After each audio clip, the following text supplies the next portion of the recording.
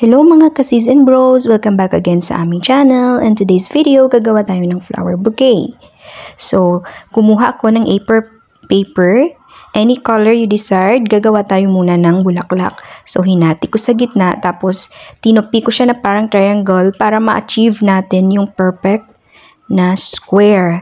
Hindi ko na mineasure yan guys, pero yung sizes niyan is like medium, large, medium, small, at gingming very small. So, ganyan.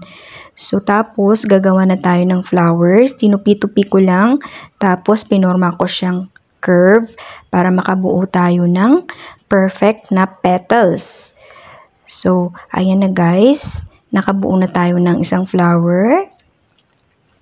Tapos, pagkatapos niyan, ay itutupi-tupi lang natin yan muna ng pagganyan. Tapos, ikakabit natin maya-maya.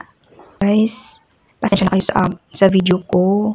Hindi ko na set yung camera, kaya medyo madilim at saka hindi klaro.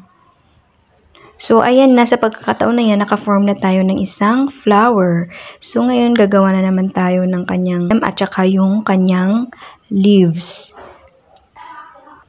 So, roll ko lang yung green paper para makabuo ng ng stem at saka leaves. So, ayan na, ready na yung flower natin.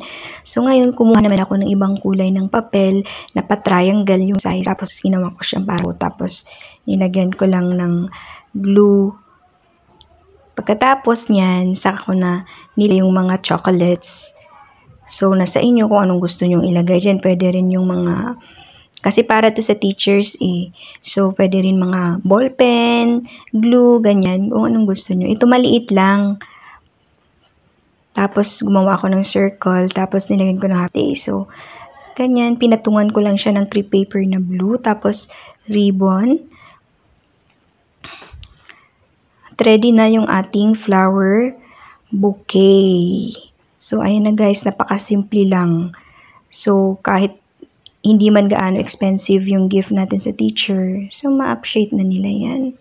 So, hanggang dito na lang. Thank you for watching. Please don't forget to like, share, and subscribe. Bye!